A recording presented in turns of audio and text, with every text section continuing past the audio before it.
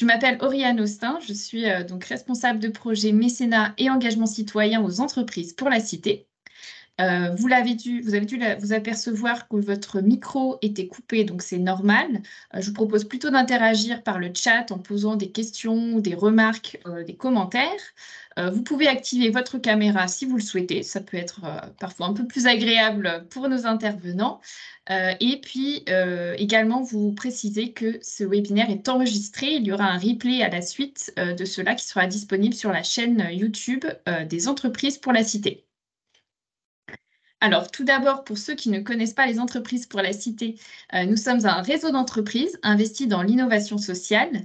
On a été créé à la fin des années 80 par Claude Bébéar, le fondateur d'AXA. Et notre rôle, c'est de mobiliser et d'inspirer les entreprises en matière d'innovation sociale. Nous réunissons actuellement 130 entreprises dans toute la France sur 3 champs de compétences, le mécénat et les engagements citoyens, donc, dont on va un peu plus parler aujourd'hui, l'éducation et l'inclusion numérique, ainsi que l'emploi et la diversité en entreprise. Et vous voyez le logo, nous sommes également porteurs de la Charte de la diversité, initiative volontaire de promotion de la diversité que vous connaissez peut-être. Pour vous dire un mot sur ce cycle qui s'appelle « Engagez-vous pour la Cité », puisque finalement, ce webinaire, c'est le 3e temps fort de ce cycle. Il y a déjà eu 2 temps forts, un qui a porté plus sur le mécénat en mars et un en mai sur l'implication des collaborateurs dans les stratégies d'engagement des entreprises. Aujourd'hui, on va parler de comment fédérer son écosystème pour développer son engagement sociétal. Et puis en octobre et novembre, on poursuivra le cycle avec d'autres thématiques, notamment la coopération avec des entrepreneurs sociaux et comment intégrer l'engagement sociétal dans sa gouvernance et sa stratégie. Ce cycle, donc, c'est un cycle de 5 webinaires, mais également de 5 dossiers PDF qui sont à chaque fois révélés en même temps que les webinaires. Donc, à l'issue de ce webinaire, nous vous transmettrons un dossier d'une dizaine de pages qui reprend des éléments sur la thématique. Je le précise, tous ces webinaires et ces dossiers sont accessibles à toutes et tous, donc vous pouvez les partager très largement, revisionner les replays si vous le souhaitez. Également, vous précisez que ce cycle, il a été rendu possible par le soutien de 5 entreprises qu'on remercie vivement. Donc, je vais les citer. Il s'agit de AXA France, la Fondation Accenture France, la Fondation Groupe Aéroports de Paris, KPMG France et la Fondation Schneider Electric. Donc, merci à eux de rendre cela possible. Nous allons également ce matin, et ils vont se présenter un petit peu plus tout à l'heure, mais je les remercie déjà dès maintenant, entendre le témoignage donc de trois experts du sujet, en l'occurrence Mathieu Bardon, donc directeur de l'engagement citoyen du groupe Aéroports de Paris. Bonjour Mathieu. Luc Bellière, fondateur de Annabelle Group, entre autres, parce que je sais que vous avez beaucoup de casquettes, vous pourrez nous en dire un mot si vous le souhaitez. Et Charles-Benoît Essiec, président et fondateur du Rameau, également qu'on aura le loisir d'entendre tout à l'heure. Bonjour. Bonjour à tous les 3.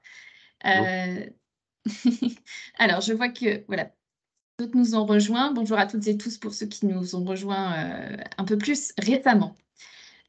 Aujourd'hui, donc, nous allons traiter de la thématique de comment fédérer son écosystème pour développer son engagement sociétal. J'imagine que si vous vous êtes inscrit à ce webinaire, c'est que soit vous vous demandez qu'est-ce qu'on entend par écosystème, soit vous avez cette envie, en tout cas, de réunir, de rassembler autour de vous, de fédérer, et vous vous demandez comment faire. Ce sont des questions, bien sûr, auxquelles on va répondre juste après.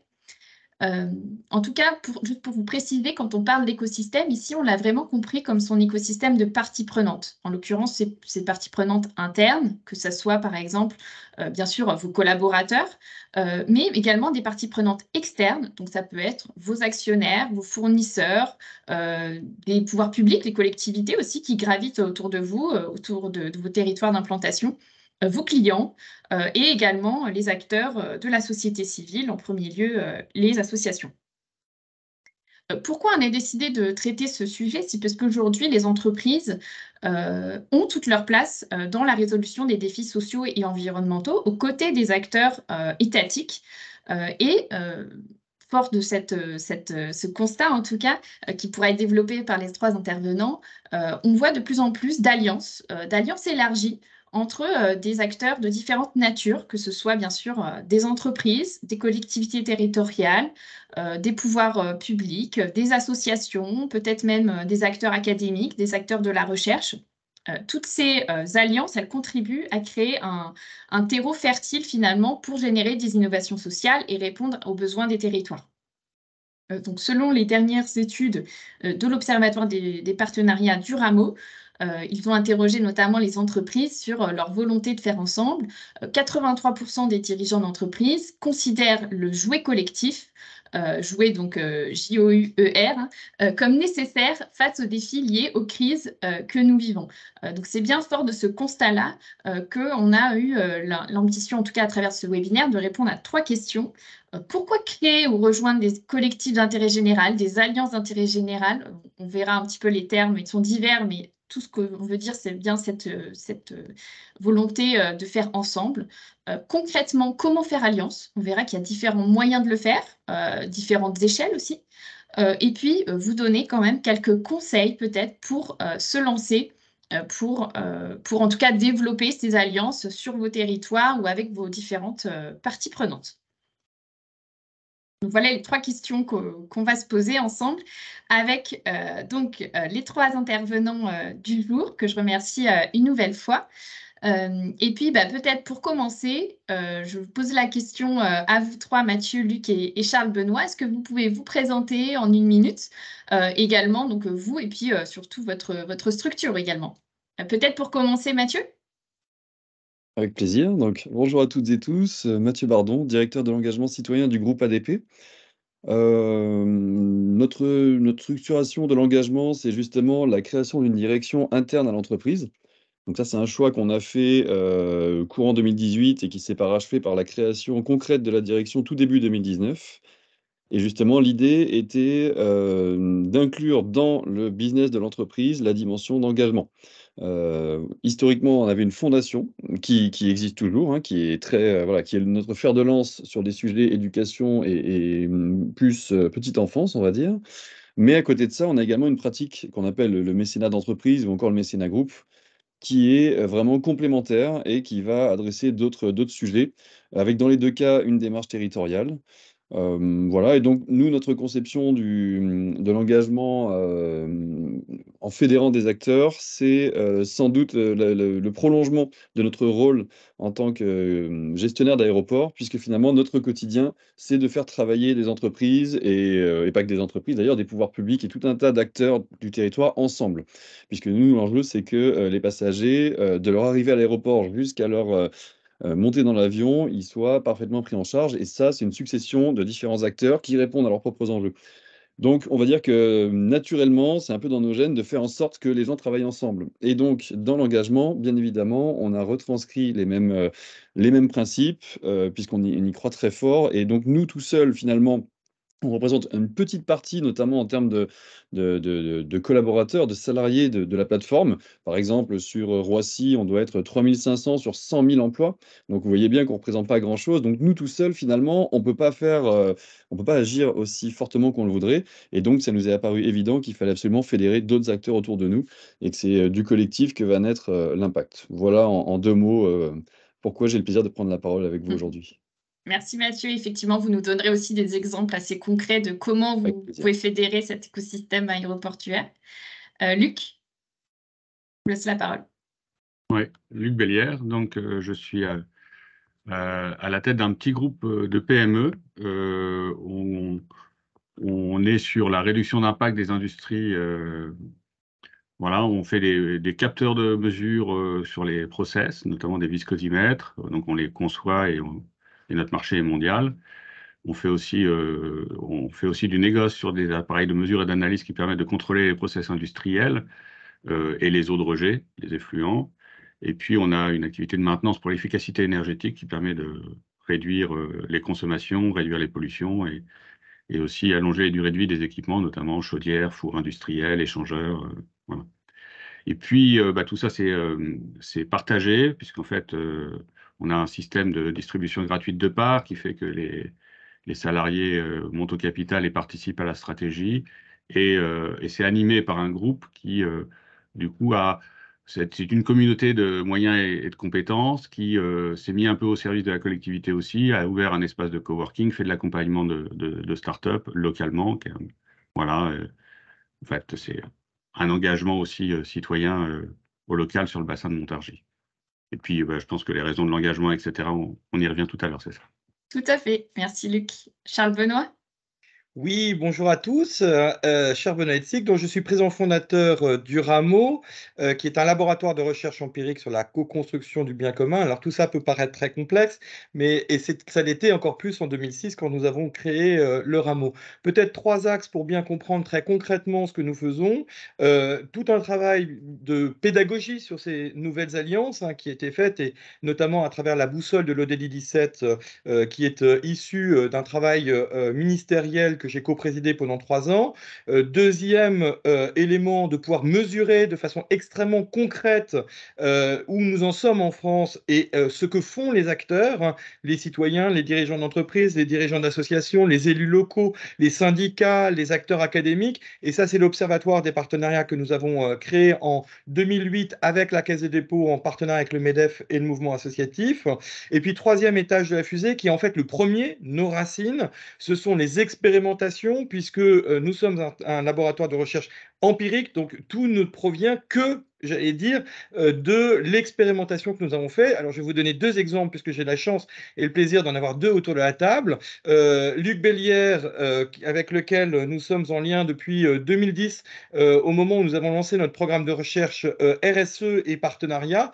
Pourquoi les PME sont plus en avance que les grands groupes sur cette dimension de RSE, même s'ils n'utilisent pas cette thématique-là. Ça, c'était un programme de recherche entre 2010 et 2015. Et puis, avec nos amis d'ADP qui ont participé au programme Territoire d'avenir en 2015, nous avons ensuite eu la chance de faire une recherche-action avec le secrétaire général de l'époque pour pouvoir se dire comment les 20 ans de Planète Airport vont pouvoir impulser de nouvelles façons de s'engager au niveau du territoire. Et c'était le moment notamment où Augustin de Ramenet, à son arrivée, avait souhaité qu'il y ait une fondation qui soit un peu la vitrine de cette logique-là. Mais bien évidemment, et ça c'était l'élément essentiel, comment la vitrine ne cache pas tout l'ensemble de ce qui est fait. Et le retour d'expérience et l'évaluation qui avait été faite de Planète Airport à l'époque montrer à quel point ADP était extrêmement en avance sur cette question entreprise et territoire, écosystèmes territoriaux, qui aujourd'hui est une évidence, mais en 2016, bien évidemment, pas du tout une évidence. Et donc, je suis absolument ravi d'intervenir avec 2 partenaires avec lesquels nous avons pu faire des recherches-actions qui ont été extrêmement structurantes dans nos travaux de recherche. Merci Charles Benoît, merci à vous 3 pour cette petite présentation. Je disais, le premier thème peut-être que j'ai envie d'aborder avec vous aujourd'hui, c'est pourquoi créer ou rejoindre des alliances, des collectifs. Mais pour peut-être en préambule, hein, peut-être comment, Charles Benoît, on pourrait décrire ces alliances d'intérêt général. Alors, on parle d'alliances, on parle d'écosystème, on parle de collectif. Voilà, déjà, qu'est-ce que vous préférez comme terme? Et puis surtout, comment vous définissez ces alliances?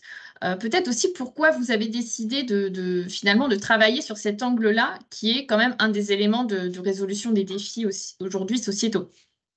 Alors, vous avez raison, Oriane, avant de parler du pourquoi, il faut d'abord poser le quoi, hein. Et la question de sémantique est importante, et tous les mots que vous avez utilisés sont tous valables. Simplement, la question, c'est de quoi parle-t-on?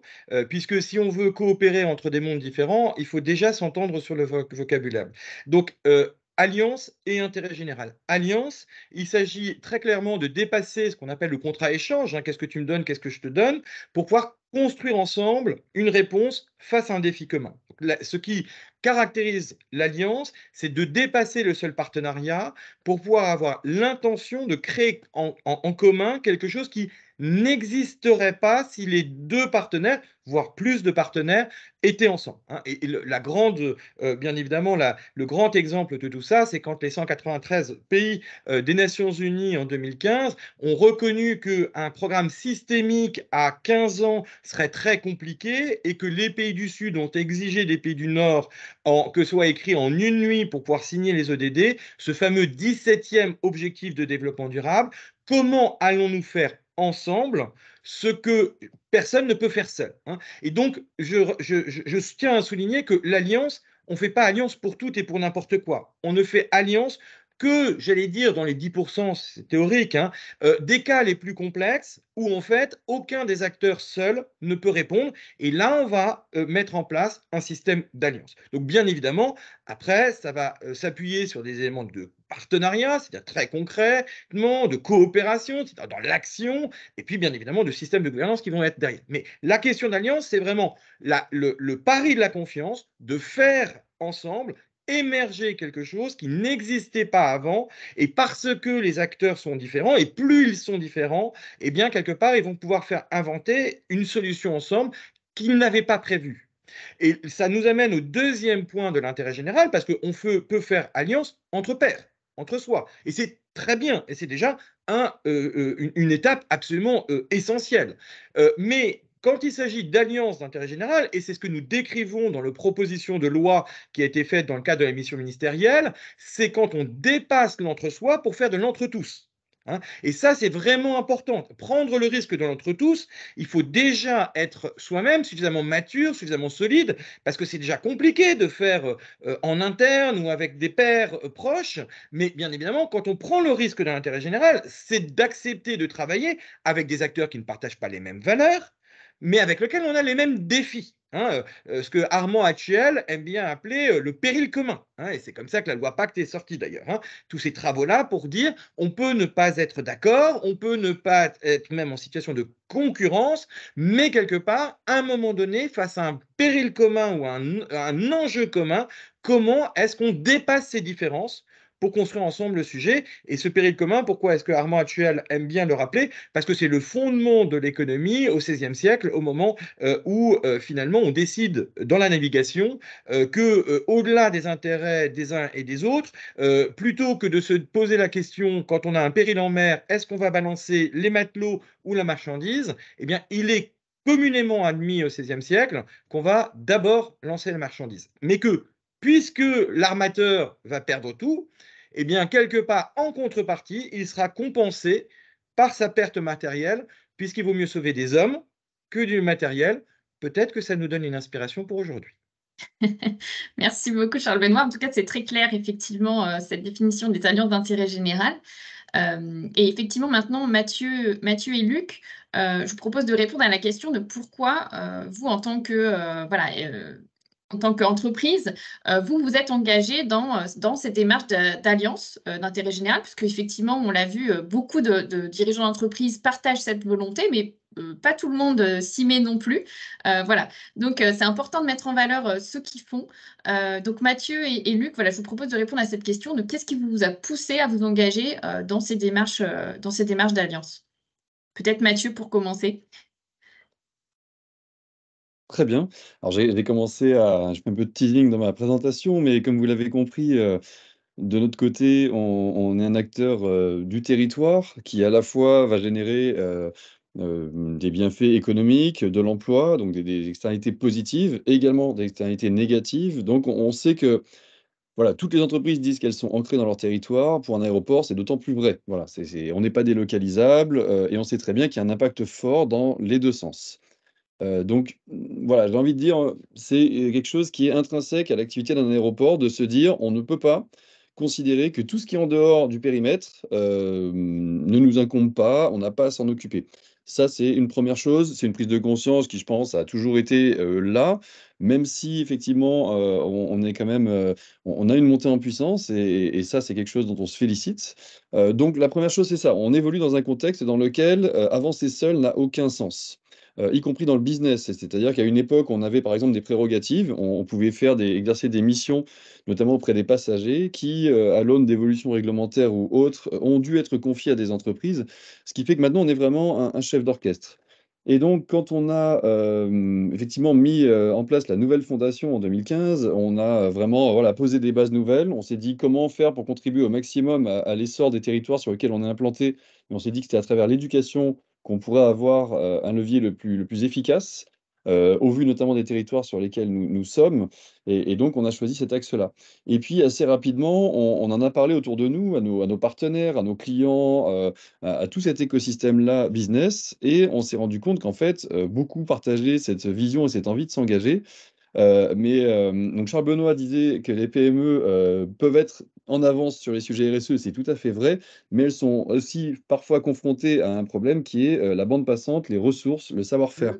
Et donc la volonté, elle est là très clairement, mais là l'idée c'était de se dire, et là j'en reviens par exemple à, j'évoquerai un prochain exemple que je détaillerai peut-être après, mais je pense au fonds de dotation de la communauté aéroportuaire de Paris qui fédère 24 entreprises des plateformes, quelle que soit leur taille, et ça va de multinationales qui pèsent plusieurs milliards à vraiment des PME sur de la sécurité des biens ou des personnes, par exemple, très petites. Donc l'une des raisons, c'était déjà de se dire que on va fédérer différents acteurs et leur permettre de réfléchir et de mener en commun des actions d'engagement, quelle que soit leur taille. Et ça, c'était une première chose. On a d'autres enjeux qui sont, là on était sur une échelle très locale, mais il y a également une échelle plus globale qui est de fédérer les différents aéroports qui font partie du groupe ADP d'une manière ou d'une autre. Et donc là, c'est coordonner des enjeux, différents acteurs autour d'enjeux sociétaux dans le monde entier, avec voilà, des enjeux assez différents aussi. Donc ça, c'est une impulsion qu'on lance. Donc voilà, le pourquoi, en fait, on ne se l'est pas vraiment posé. Pour nous, c'était juste une évidence de travailler ensemble, d'y mettre des ressources. Et quand on voit les résultats, on regrette absolument pas. On aime bien aussi l'empirique. Je pense que voilà, sur des sujets comme ça, il n'y a qu'un seul moyen, c'est de faire pour voir. Et voilà, et donc tout ne fonctionne pas. Mais là, en l'occurrence, les actions collectives qu'on a pu insuffler, parce qu'on ne les porte pas, vraiment, on les lance. Et puis ensuite, par exemple, le fonds de dotation, on a passé la gouvernance. On a pris la gouvernance pendant les 3 premières années pour monter en puissance, passer de 8 membres à 24, vraiment donner un premier souffle. Mais maintenant, on a passé la main à d'autres membres. Et ça, c'est notre plus grande fierté, c'est de nous dire qu'en fait, les projets, c'est pas les nôtres, c'est vraiment des projets communs. Et donc voilà tout simplement. Donc la question ne se posait pas vraiment du pourquoi. Pour nous, c'était évident. Merci Mathieu. Luc, même question. Voilà, qu'est-ce qui Oui. vous a poussé à vous engager voilà, dans ces alliances, sachant que je sais que voilà, vous avez de multiples engagements en la matière. Oui, alors je parlais d'un petit groupe de PME, hein, c'est effectivement au total c'est 35 personnes, donc c'est effectivement petit. Et comme dans toute petite structure, il y a beaucoup de choses qui sont liées au sens de la responsabilité et de l'engagement du dirigeant. Donc moi qui est un petit peu dans mon ADN de toute façon. Alors ensuite, contrairement à Mathieu et à DP, Annabelle Group n'a pas de marché local sur notre terrain. On est basé à Montargis et nos marchés sont, alors pour la maintenance, essentiellement en région parisienne et puis, comme j'ai pu le dire tout à l'heure, au niveau international. Mais je crois fortement qu'on ne construit pas une entreprise dans le désert, que le mythe de l'homme qui se fait tout seul et qui ne doit rien à personne est complètement erroné et même dangereux et que une entreprise, elle se crée aussi avec des gens qui ont bénéficié d'éducation, qui bénéficient de soins à l'hôpital, qui bénéficient de routes pour accéder à la fois à l'entreprise et aux clients et puis aux fournisseurs. Donc en fait, il y a une vraie responsabilité de l'entreprise à participer à un fonctionnement local. Quand on est une PME, nous, comme disait Mathieu tout à l'heure, effectivement, nos moyens sont limités à la fois en termes de ressources financières et à la fois en termes de compétences. Et je crois depuis toujours fortement à la valeur d'entraide et de coopération. Et que quand on est une PME, on peut avoir des actions spot sur un terrain. D'ailleurs, beaucoup de PME le font. Mais si on veut vraiment avoir un impact majeur, il faut se regrouper pour avoir une stratégie d'aide et d'agir sur la réduction des fragilités de son territoire. Parce qu'encore une fois, si son territoire va mal, c'est difficile de recruter. Si c'est difficile de recruter, c'est difficile de se développer. Enfin voilà, c'est tout un cercle vicieux. Donc, comment est-ce qu'on arrive à plusieurs à recréer une spirale positive qui nous permet progressivement de faire aller notre territoire un peu mieux et du coup aider nos entreprises à aller mieux aussi. Merci Luc. On a commencé à évoquer certains types d'alliances, hein. Vous avez évoqué des collectifs de PME. On parlera un peu plus tard d'autres types comme des PTCE notamment. Le mot peut faire peur, on vous expliquera ce que ça veut dire bien évidemment. On a aussi parlé de fonds de dotation. Charles Benoît, finalement, quel type d'alliance est possible en fait quand on parle de fédérer son écosystème? Quel type d'alliance d'intérêt général existe? J'imagine que vous les avez un petit peu catégorisés, voilà, pour donner un aperçu. Oui, bien sûr, puisque dans l'objectif de l'Observatoire des partenariats, et notamment dans le dernier plan quinquennal, c'était de pouvoir mesurer de façon extrêmement concrète les impacts de ces coopérations. Et ça nous a permis de voir que les entreprises, entre 2015 et 2021, sont passées de 36% des entreprises qui développaient des coopérations d'intérêt général à 57%. Alors, vous imaginez bien que si elles sont passées de 36% à 57%, donc on a passé, j'allais dire, on a changé de cap, hein, c'est-à-dire qu'avant, il fallait convaincre pourquoi il fallait faire. Aujourd'hui, la question est comment il faut faire, puisque l'ensemble des entreprises, en tout cas, la grande majorité, l'enjeu a complètement changé de camp. Et d'ailleurs, la charge de la preuve a changé de camp. La question n'est plus aujourd'hui, il faut convaincre pour faire, c'est si je ne fais pas, il faut convaincre pourquoi je ne fais pas. D'accord ? Et on voit bien que la raison pour laquelle les entreprises se sont engagées, c'est très clair, c'est une question de valeur, c'est une question de création de valeur d'un côté et de frugalité de l'autre. Et je vous invite à regarder et à prendre connaissance du Juriste Association sur les modèles socio-économiques, hein. On publie tous les ans, depuis maintenant 11 ans, un dossier annuel sur les modèles socio-économiques d'intérêt général. On voit bien que si les entreprises s'y sont engagées, c'est pas seulement, ça ne veut pas dire que c'est pas aussi, mais par solidarité, et c'est pas seulement, ça ne veut pas dire pas du tout pour des questions de responsabilité ou de RSE, c'est d'abord et avant tout parce que ça crée de la valeur, hein, et que l'entreprise, elle est faite, et la loi Pacte le dit très clairement, pour créer de la valeur. Et donc, quelque part, cette valeur, elle peut se traduire de 4 façons extrêmement concrètes, et on voit dans les pratiques de l'entreprise que l'entreprise l'a totalement compris, même si elle ne le dit pas comme ça, même si elle ne le formalise pas comme ça, et ça c'est un autre sujet, entre les TPE, les PME, les ETI et les grands groupes, l'action est réelle dans chacun de ces 4 tailles d'organisation, mais ce n'est pas le même vocabulaire, hein. Je reviens sur la question de la sémantique, elle est importante, ce qui a du sens pour l'un peut ne pas avoir de sens pour l'autre, alors que l'action est la même, toute proportion gardée, parce que, effectivement, comme l'ont très bien dit Luc et Mathieu, en fonction de la taille, on n'a pas le même rôle, hein.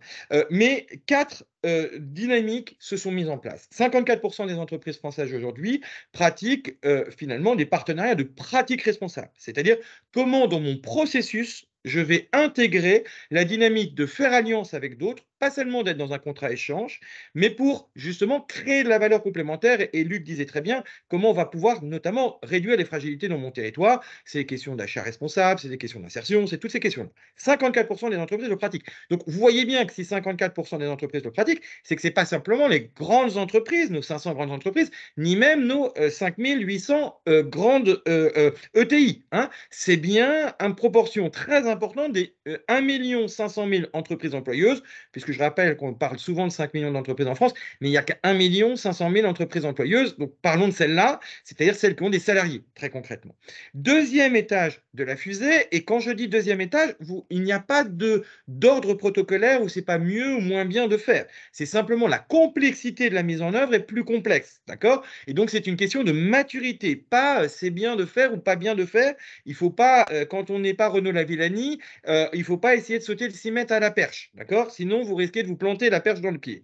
Donc le deuxième étage, et on voit très bien d'ailleurs le décrochage, qui n'est pas un décrochage négatif, mais 28% des entreprises font de la coopération économique avec des acteurs non économiques, c'est-à-dire avec des collectivités territoriales, avec des structures, avec des associations d'intérêt général, avec des acteurs académiques. Donc on est là dans un business model intégré, c'est-à-dire comment on va inventer des produits et services dont une part de la valeur va venir d'acteurs d'intérêt général. Et on pourra y revenir parce que c'est tout l'enjeu de la proposition de loi qui a été déposée. On était encore au cabinet de la Première ministre récemment, puisque comme vous le savez, il y a un projet de loi sur le partage de la valeur. Et il se trouve qu'un dirigeant d'entreprise bien nommé, puisque c'est Luc, le soir même où ça avait été présenté au Conseil des ministres, a dit à la Première ministre, oui, très bien le partage de la valeur en interne, mais qu'est-ce qu'on fait du partage de la valeur avec les territoires? Et c'est le cœur du sujet de cette dimension-là qui nous amène à la troisième forme d'engagement, qui sont 26% des entreprises, sont des partenariats d'innovation sociétale. Alors, je dis bien des partenariats d'innovation sociétale, c'est-à-dire on va inventer la solution ensemble. C'est pas j'ai une solution, tu as une solution, on l'assemble. Ça, c'est la coopération économique, comme le fait très bien, par exemple, nos amis de l'Alliance dynamique du groupe La Poste. Mais on va inventer la solution. C'est-à-dire, tu as une partie, j'ai une partie, on ne sait pas encore comment on va l'assembler, mais on va inventer l'assemblage ensemble qui va faire en sorte que 1 plus 1 égale 3. 26% de nos entreprises françaises. Donc, vous voyez bien que ça dépasse de très, très loin le seul action des grands groupes, même si bien évidemment c'est très important parce que c'est plus visible ce qu'ils font. Mais nos PME et TPE sont aussi dans cette dynamique-là. Et puis le dernier point qu'il ne faut pas surtout pas oublier, c'est le mécénat sur lequel on est passé, j'allais dire, d'un mécénat très interne, hein, comment on mobilise les salariés, etc., à un mécénat de défrichage de l'intérêt général ensemble sur le territoire. L'entreprise, ses salariés, les acteurs de l'écosystème, comment on fait ensemble sur ce sujet-là. Et je voudrais finir par deux exemples qui m'ont beaucoup marqué. C'est bien évidemment au moment du passage de relais entre Augustin de Romanet et Patrick Pouyanné en 2021, le 12 janvier 2021, pardon, le 11 janvier 2021, je me souviens très bien, en présence du ministre de l'Éducation nationale, ce que disait Mathieu sur le fait que ADP est vraiment un acteur qui crée de la coopération et sait transmettre après, ça s'est vraiment senti. Et le discours des deux présidents et du ministre de l'Éducation nationale de l'époque, à ce moment-là, ont vraiment résonné. Il s'est passé quelque chose en 2018. Et d'ailleurs, quand nous sommes reçus quelques semaines après au cabinet du président de la République, on voit bien que ça a marqué. Hein. Donc, c'est par l'action que ça marque. C'est pas par les mots, c'est pas par les règles, c'est pas par les normes, c'est pas par les lois, c'est par l'action. Et ça rassure l'action.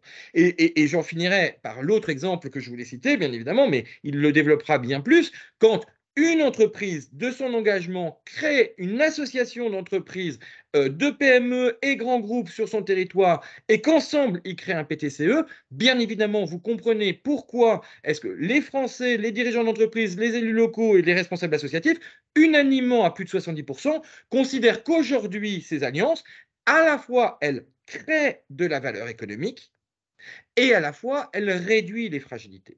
Et c'est très intéressant parce que ce qu'a démontré de façon extrêmement concrète l'étude d'impact 2018-2022, 21 études statistiques, 1000 exemples inspirants recensés, 7 débats nationaux, 50 débats territoriaux, c'est qu'aujourd'hui, nous avons réellement une réconciliation entre l'économie et l'intérêt général.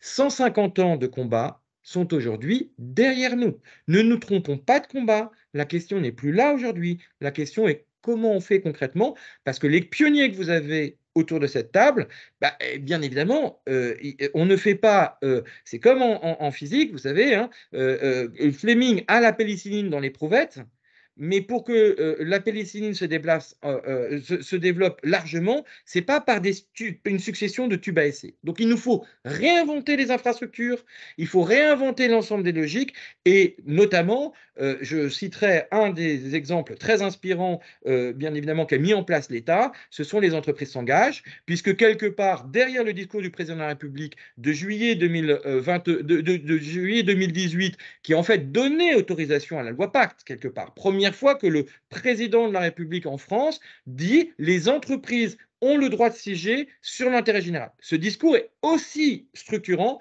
que celui de Lionel Jospin en 2001, quand Lionel Jospin avait dit le monopole de l'État de l'intérêt général est maintenant partagé avec les associations d'intérêt général. Eh bien, ce discours, j'allais dire révolutionnaire de 2018, il s'est incarné par la loi avec la loi Pacte, comme vous le savez, et toutes les entreprises ne sont pas des entreprises à mission demain, mais ça veut dire que ça autorise toutes les entreprises à considérer que contribuer à l'intérêt général n'est pas simplement une question de mécénat ou de solidarité, mais c'est aussi une question d'engagement tel que le décrivait Mathieu, c'est-à-dire au cœur de l'activité d'entreprise. Merci Charles Benoît. Effectivement, c'est aussi bien l'intention de ce cycle entre Engagez-vous pour la cité, où effectivement, vous avez raison, on est tout à fait centré sur le comment et plus sur le pourquoi. C'est aussi, je pense, ce qui anime les entreprises membres du réseau des entreprises pour la cité. Et d'ailleurs, j'en profite aussi pour vous dire que les 4 types d'alliances qui ont été mentionnés par Charles Benoît sont repris dans le dossier PDF qui vous sera, dont le lien vous sera transmis juste après ce webinaire. Également, petite précision, si vous avez des questions pour Charles Benoît, pour Luc ou pour Mathieu, vous pouvez tout à fait les mettre dans le chat. On prendra un petit peu de temps à l'issue de ce webinaire pour y répondre. Sur le comment, justement, Mathieu, vous avez commencé à développer certaines actions. Je sais qu'il y en a d'autres. Vous avez effectivement un petit peu ce rôle de pionnier notamment sur la plateforme aéroportuaire de Paris et à l'international. Donc, est-ce que vous pouvez nous dire un petit peu quelques mots peut-être justement sur le fonds de dotation que vous avez initié et puis, il me semble, une initiative aussi commune, plutôt cette fois liée au recrutement dans votre secteur. Alors déjà, juste pour revenir en 2 secondes sur ce que disait Charles Benoît, j'y souscris totalement et sur le comment, il faut quand même se dire que, cette notion de pourquoi et de, légitimité des entreprises qui est aujourd'hui, acquis, je pense pour tous, d'intervenir sur ce champ d'activité, honnêtement, il y a quelques années, c'était pas le cas du tout. Je sais que notamment les débats quand on a créé une direction de l'engagement citoyen, où on nous disait à l'époque, «Il vaut mieux rester sur une fondation la plus éloignée possible de votre core business pour être sûr qu'il y ait pas aucun lien entre les 2. Nous, on avait une vision plutôt pragmatique qui était de se dire, au contraire, si on trouve des synergies entre l'intérêt de l'entreprise, le business, l'intérêt social, comme on dit juridiquement, et l'intérêt général, c'est là où il y a une vraie force. Mais ça, il y a encore quelques années, quand on échangeait avec des pairs et qu'on disait ça, des fois, on passait un sale quart d'heure. Donc, je pense que les choses avancent et que maintenant, effectivement, l'entreprise est pleinement reconnue et il n'y a plus cette diabolisation qu'il pouvait y avoir. Donc ça, c'est la première étape du comment. C'est-à-dire que là, aujourd'hui, pour créer des actions comme ça qui ont du sens et qui embarquent différents types d'acteurs, il faut que la confiance soit là. Et donc ça, c'est quand même quelque chose d'extrêmement structurant et important. Ensuite, fort de cette confiance, effectivement, on a quelques exemples de structuration. Donc le fonds de dotation que j'évoquais, donc là, c'était effectivement comment embarquer la communauté aéroportuaire autour de sujets d'intérêt général. L'idée, c'était donc un fonds de dotation avec un ticket d'entrée assez modeste pour permettre justement à tout le monde, quelle que soit sa taille et ses moyens, d'y adhérer. Et ensuite, on peut éventuellement abonder sur des sujets. On fonctionne avec un appel à projet. Et pour vous donner juste 2 exemples concrets de ce qu'a produit ce fonds de dotation, j'en ai 2 en tête. Le premier, ça faisait écho aussi à ce qui a été dit tout à l'heure, c'était le fait de confier la réalisation de son site web à Eden School, qui est une association à Villeurbanne et désormais à Paris, et qui est une école de codage pour les jeunes dès la 4e. Et donc, voilà, donc le fonds a pu confier la réalisation de son site et ainsi contribuer aux activités de cet asso qui a cette façon de fonctionner. Et la deuxième chose, qui est vraiment la plus emblématique, c'est le fait de déployer le programme Stop Illettrisme sur nos plateformes. Et donc là, Stop Illettrisme, le programme en lui-même est déjà un partenariat, puisque on est sur un programme de lutte contre l'illettrisme salarié. Et donc pour ça, en fait, le modèle, c'est qu'on identifiait sur la plateforme des entreprises qui pouvaient avoir dans leur rang des personnes qui souffrent d'illettrisme, qui du coup, sur la base de volontariat, à la fois recevaient des cours de français par des professionnels et étaient également épaulés par des collaborateurs d'ADP qui allaient donner de leur temps chaque semaine sur leur lieu de travail pour, alors soit reprendre un peu d'éléments techniques, soit tout simplement booster leur confiance en eux, échanger avec eux. Et ça a très bien marché. Et là, on voit clairement une synergie entre un acteur du coup associatif qui apporte son savoir-faire et 2 acteurs du coup privés qui sont dans une relation de client-fournisseur, j'ai envie de dire, et qui font que des collaborateurs qui se croisent vont peut-être se saluer rapidement comme ça le matin, mais n'auront aucune raison d'interagir et aucune opportunité de le faire, qui vont le faire du coup, et ça crée des liens forts. Donc là, on est vraiment sur un exemple, un double exemple de synergie, et on en voit les vertus puisque le programme marche extrêmement bien. Le plus dur étant de trouver des candidats, puisque il faut une sacrée dose de courage et de confiance en son employeur pour oser annoncer qu'on souffre, qu'on est en situation d'illettrisme et qu'on souhaite se faire aider. C'est très compliqué. Et donc là, on voit encore une fois, c'est ce que je disais en préambule, que la confiance dans tout ce type de démarche est absolument centrale et primordiale. Dans les autres exemples, effectivement, AeroWork, c'est donc une association qu'on a lancée qui, alors fédère un petit peu la même communauté, mais un peu plus large. Cette fois-ci, l'idée était de nous dire que l'accès à l'emploi est quelque chose de pas simple, surtout dans la période post-Covid, avec voilà, peut-être une envie un peu différente. Enfin bref, toujours est-il que c'est pas évident. Donc on a d'un côté de forts besoins et d'un autre côté des personnes sur nos territoires qui ont des difficultés à trouver du boulot et on se dit comment faire pour faire matcher un petit peu tout ça. Donc, on crée une association à laquelle ont adhéré vraiment une grande partie des acteurs de la plateforme. Et l'idée, c'est que sans CV, sans lettre de motivation, rien qu'avec un site internet qui est en fait une web app, et des questions qui sont des questions, on va dire comme un test psychologique, tout simplement, qui vont permettre de définir un peu le profil de la personne, on va proposer des offres d'emploi, mais qui peuvent être chez n'importe lequel des membres de l'association. Donc, ça peut être chez ADP, mais comme je vous le disais, on n'est vraiment pas le plus gros employeur de la plateforme.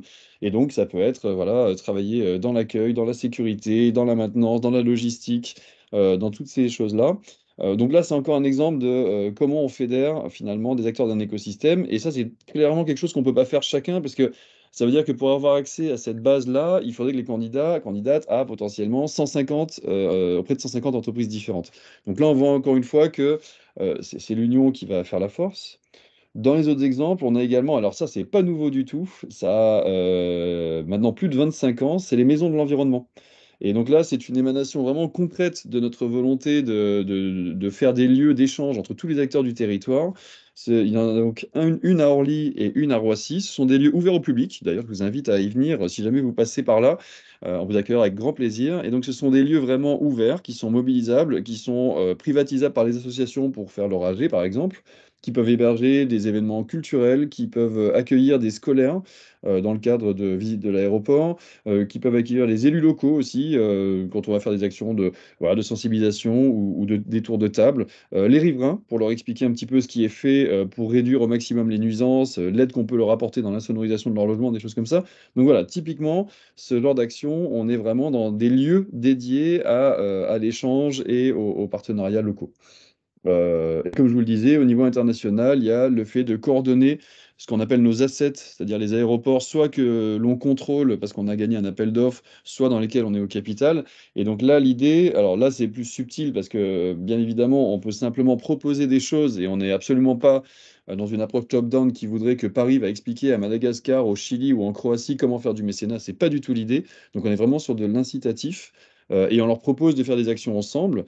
La première, du coup, c'est assez récent, cette nouvelle approche, enfin, cette nouvelle vitesse qu'on a passée. Et donc là, c'était l'organisation d'une Giving Week en fin d'année dernière, donc Giving Tuesday en France, et chacun se l'est approprié. Et ce qui est génial, c'est de voir justement que ces différents acteurs qui ont un même but commun ont des moyens totalement différents de les atteindre. Et donc chez nous, c'était du don de livres à Bibliothèques sans frontières. En Jordanie, c'était du don de temps avec du mécénat de compétences et par exemple des collaborateurs qui ont été apprendre à des personnes à cultiver leur jardin pour être autosuffisants en termes de fruits et légumes, voire même partager avec leurs voisins et pourquoi pas en vendre un peu leur production. Donc voilà, donc le don en Croatie, c'était des donation corners où en fait des associations partenaires venaient expliquer aux passagers ce qu'ils faisaient. Donc c'est ça qui est intéressant aussi dans ce type de coopération, c'est que finalement, nous, on avait une idée, une approche de ce qu'on allait faire, et quand on voit comment c'est récupéré par les différents acteurs, en fait, c'est absolument génial et hyper enrichissant, puisque moi, ça me donne des idées, et moi, j'avoue que le corner en aérogare, ça me plairait beaucoup, et donc ça me donne justement de manière empirique un précédent. Donc voilà un peu quelques exemples de synergie. Alors c'est vrai qu'on est beaucoup quand même sur des synergies, là dont je vous parle, entre entreprises, mais encore une fois, les tailles et les secteurs d'activité très divergents font que c'est déjà quelque chose d'assez intéressant et enrichissant, puisque encore une fois, d'avoir les points de vue de tous, bah, c'est vraiment comme ça qu'on challenge une idée et qu'on avance. Merci Mathieu pour ces illustrations très concrètes. J'espère que ça aura aidé, en tout cas ceux qui nous écoutent, à voilà, comprendre un petit peu mieux en quoi ces alliances peuvent être utiles au territoire. Luc, est-ce que de même vous pouvez nous présenter vos initiatives? Donc vous avez parlé d'un collectif de PME, il me semble qu'il s'appelle Percé 3C, et d'un PTCE. Alors déjà, qu'est-ce qu'un PTCE? Je pense que ça pourrait éclairer nos auditeurs. Et puis voilà, qu'est-ce qui vous anime à travers ces alliances? Alors oui, on va revenir un petit peu à PRC3C d'abord. C'est pas un collectif que de PME, hein, puisqu'en fait c'est un collectif d'associations, d'entreprises et d'associations d'entreprises. Et initialement, alors pour dire, moi, ça fait 20 ans que je me suis rendu compte que les entreprises allaient faire face à des mutations importantes et qu'il fallait les préparer à ces mutations, hein, sociales et écologiques, et notamment écologiques. Donc, dans les années 2000, j'avais un peu parcouru la France pour essayer d'expliquer que l'énergie allait augmenter, quel impact ça allait avoir sur leur business model, enfin, voilà. Et puis, bah, au bout d'un moment, je me suis dit, il faut faire quelque chose aussi localement sur la région et sur le bassin, et que beaucoup de PME se retrouvent face à des murs, hein, enfin, quand une imprimerie imprime des tracts publicitaires pour les supermarchés qui maintenant font tout en numérique, et ben oui, c'est un manque d'anticipation, et donc Percé3C, ça a été vraiment créé pour ça. Et Percé3C, ça veut dire pour l'engagement, la responsabilité sociétale des entreprises et l'économie circulaire, coopérative et collaborative. Donc on est vraiment sur la circularité et la coopération. Et donc la circularité et la coopération sur le territoire, en fait, c'est l'écologie industrielle territoriale. C'est comme ça que ça s'appelle aujourd'hui. Ça s'appelait la symbiose industrielle quand ça a été créé au Danemark, mais voilà, maintenant c'est comme ça. Et donc, on a beaucoup travaillé avec ces associations. Alors, pour vous dire, aujourd'hui, on a une cinquantaine d'adhérents, mais dans ces 50 adhérents, on a toutes les associations d'entreprises locales, donc le Centre des jeunes dirigeants, les entrepreneurs dirigeants chrétiens, l'association de la zone d'activité de Villemandeur, qui est la principale du coin. On a des clubs d'entreprises, des communautés de communes qui sont autour de l'agglomération. Et puis même le MEDEF local a adhéré à notre association. Donc, bon, si je retire le MEDEF, parce que je ne connais pas le nombre d'associations, mais on représente entre 100 et 150 entreprises aujourd'hui, de toute taille, pas que PME.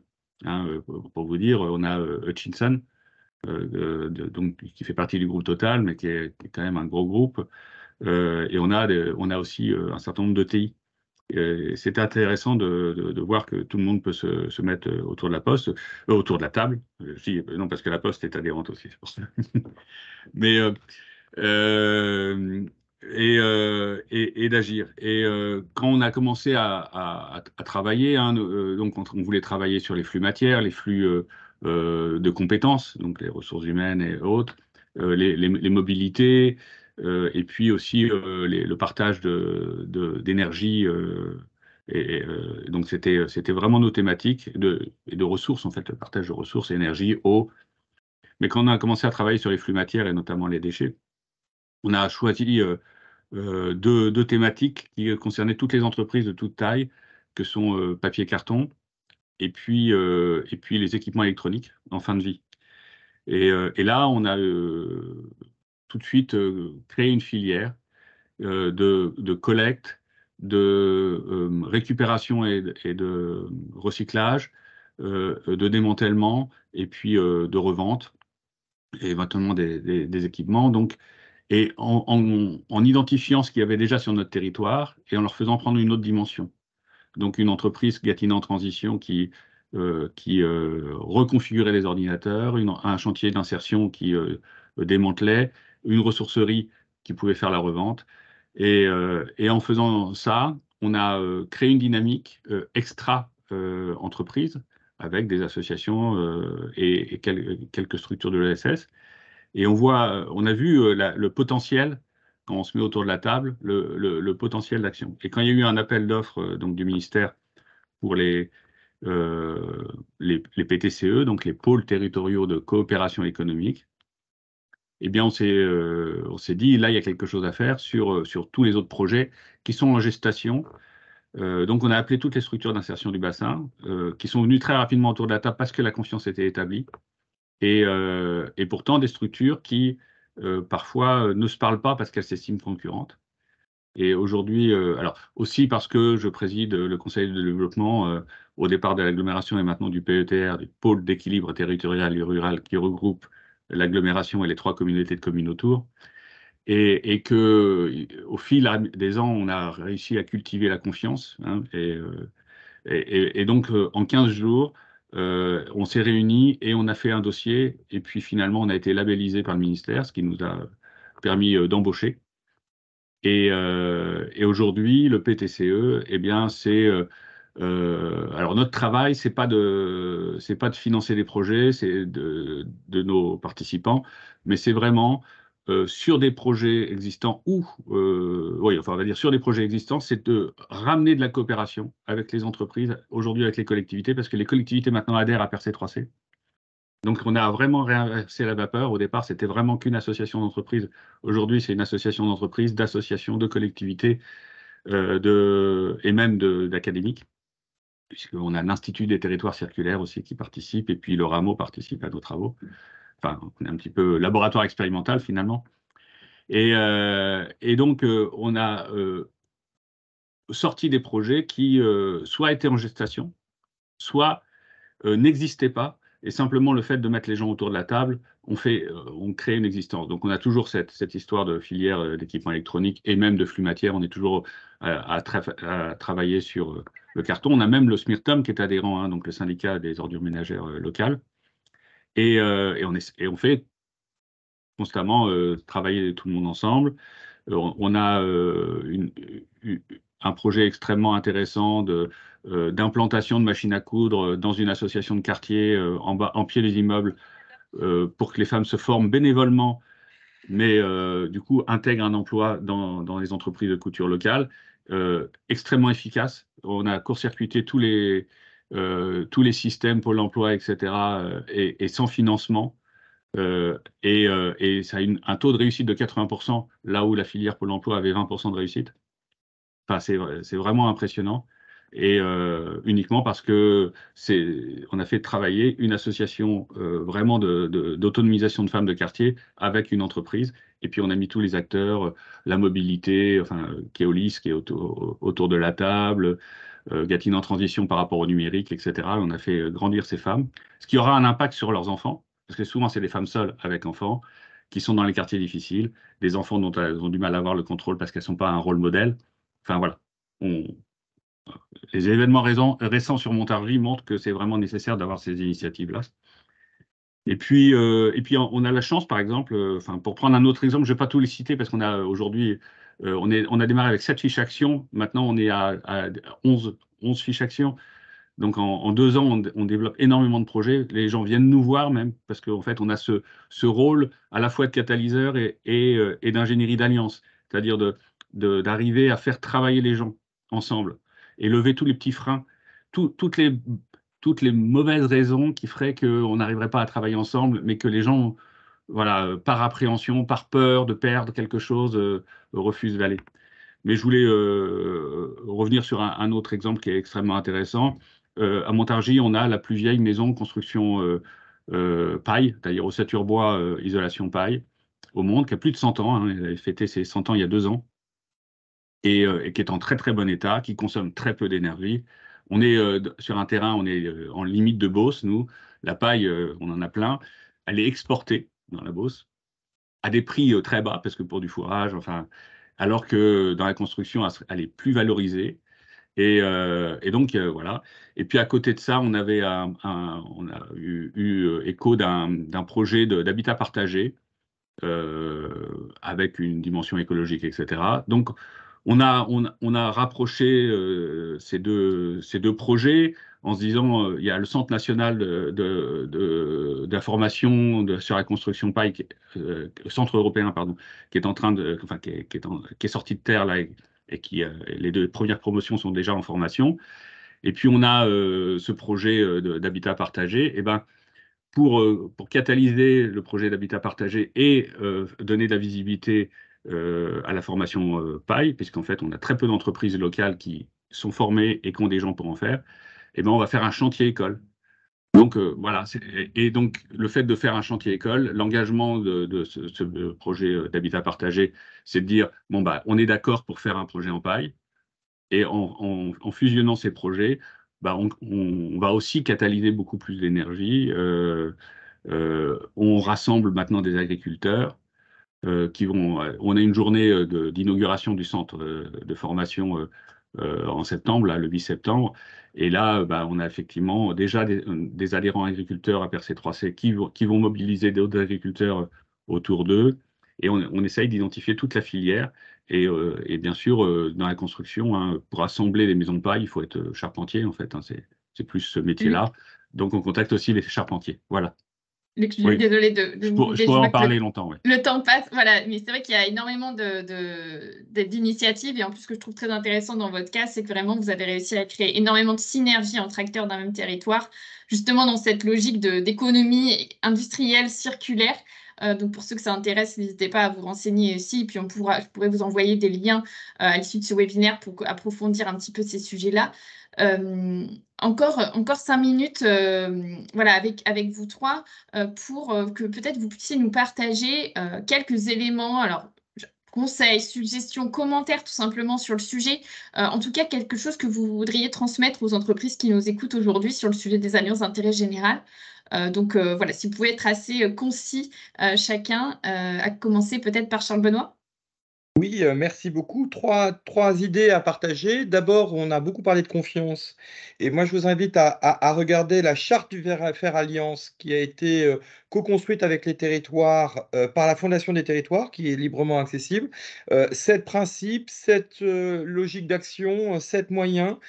Cette charte du Fer Alliance, c'est pour pouvoir justement ouvrir un dialogue et dire c'est quoi l'alliance que l'on veut et plutôt de partir d'un quelque chose de stéréotypé, finalement de faire le choix et de dialoguer autour des principes, des actions et des moyens prioritaires. Deuxième levier, ce sont les fiches pratiques sur finalement que font les entreprises, parce qu'on sait très bien que c'est très important que les entreprises sachent ce que font leurs pairs. Donc ce sont des fiches pratiques très très courtes, 4 pages. Il y en a une pour les entreprises, une pour les associations, une pour les fondations, une pour les collectivités territoriales. Vous verrez celle pour les entreprises, c'est vraiment du B à bas. Que font mes pairs? Quels sont les objectifs que je peux avoir? Où je peux aller plus loin pour pouvoir me former, monter en compétence sur le sujet. Et puis le dernier, j'en ai parlé, c'est la base Impact Alliance, c'est-à-dire 600 exemples, même 700 exemples maintenant, puisque nous venons de rajouter 50 exemples au mois de juin, pardon, sur les modèles économiques hybrides, mais 750 exemples de partenariats, de manières de faire très concrètes, tout domaine, tout acteur, tout territoire, 350 contacts locaux. Ça, c'est très important, les fameux catalyseurs territoriaux. Vous retrouverez, par exemple, bizarrement, Percé3C sur Montargis, mais vous en avez 350 comme ça qui, très concrètement, font alliance. Et moi, je peux vous inviter vraiment à regarder la charte du Fer Alliance, cette fiche pratique entreprise, finalement, comment faire ses premiers pas, et puis, bien sûr, la base Impact, parce que pour pouvoir faire, il faut savoir ce que les autres font. Merci beaucoup, Charles Benoît. Et donc, toutes ces ressources qu'a mentionné Charles Benoît, elles vous seront transmises par mail à la suite. Mathieu? Écoutez, moi, en 2 mots, commentaires? Charles Benoît a donné énormément d'outils très pertinents. Donc moi, j'irai dans quelque chose de plus global. Moi, ce que je dirais, c'est que pour initier ce genre de démarche, il faut que la gouvernance de l'entreprise ou de l'entité, quelle qu'elle soit convaincue. Et pour ça, il faut... enfin, ça, c'est un prérequis indispensable. Déjà, sans ça, on n'y arrive pas. Et pour ça, moi, j'ai envie de jouer un peu avec le titre du webinaire, qui est finalement fédérer son écosystème pour développer son engagement sociétal. Luc le disait très bien tout à l'heure, ça permet en fait, l'intérêt général va permettre de transcender finalement nos relations, nos différences, nos relations de clients-fournisseurs, des choses comme ça. Et donc moi je pense qu'on pourrait s'amuser à inverser tout ça et dire développer son engagement sociétal pour fédérer son écosystème. Ça marche aussi très bien. C'est-à-dire qu'en fait, c'est une opportunité d'avoir un terrain d'échange et d'avoir un niveau de réflexion pour le bien commun et pour le bien du territoire qui est vraiment, voilà, qui va transcender les relations qu'on peut avoir habituelles. Et ça, c'est quelque chose d'extrêmement fort et ça peut vraiment aussi faire la différence auprès de la gouvernance pour les convaincre de se lancer dans ce type d'initiative. Voilà, donc moi je dirais plutôt c'est l'impulsion, je dirais qu'il faut faire de l'empirique, il ne faut pas hésiter à essayer, on peut pas toujours avoir des bonnes idées, ça peut pas toujours fonctionner, mais si on n'essaye pas, on le saura jamais. C'est basique, mais franchement, pour moi, c'est un grand principe. Et la dernière chose, je dirais, c'est de pas hésiter à faire appel, à ses pairs, de faire appel à des gens qui ont déjà fait. Moi, par exemple, vous avez, mon nom, vous m'ajoutez sur LinkedIn. Si vous voulez échanger avec moi pour savoir comment on a fait ou échanger, ce sera avec grand plaisir et je pense qu'honnêtement, la plupart de mes pairs seront dans la même position que moi, c'est-à-dire que moi, j'hésite pas à le faire d'ailleurs, à solliciter. Donc, quand je vois des bonnes idées chez des collègues, j'hésite pas à leur demander comment ils ont fait. Voilà, donc Il faut juste se lancer et honnêtement, voilà, j'ai peu d'exemples, alors ça arrive sans doute, hein, mais j'ai peu d'exemples dans lesquels on n'a pas eu un bénéfice. Alors après, pérenniser, monter en puissance, monter à l'échelle, ça c'est des choses différentes, mais en tout cas, quand on se met ensemble autour d'un sujet environnemental ou sociétal, il y a peu de chances qu'il n'en sorte pas quelque chose de positif et en tout cas de supérieur à ce que chacun aurait pu faire dans son coin. Merci Mathieu, et je profite aussi pour vous dire que les adresses mail, en tout cas des 3 intervenants, seront aussi mises dans le mail. Donc vous pouvez tout à fait interagir avec eux par mail ou par LinkedIn si vous le souhaitez.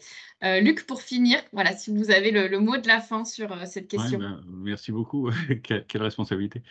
Alors, je co-préside un groupe de travail de l'Ors et du Rameau qui s'appelle Entreprises et Territoires, donc, dans lequel beaucoup de grands groupes interviennent. Et je sens bien la tentation de mise à l'échelle, en fait, hein, c'est-à-dire de dire on va essayer d'avoir des solutions qu'on va pouvoir dupliquer un peu partout.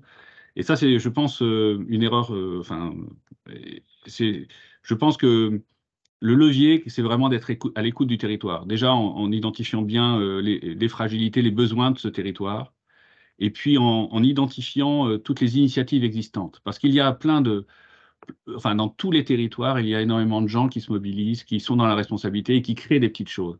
Et c'est en allant identifier ces petites choses qui sont créées par souvent des bénévoles, etc., que on a un impact très fort et très rapide parce que du coup, on recrée pas ex nihilo quelque chose qui va venir en concurrence de choses qui existent déjà.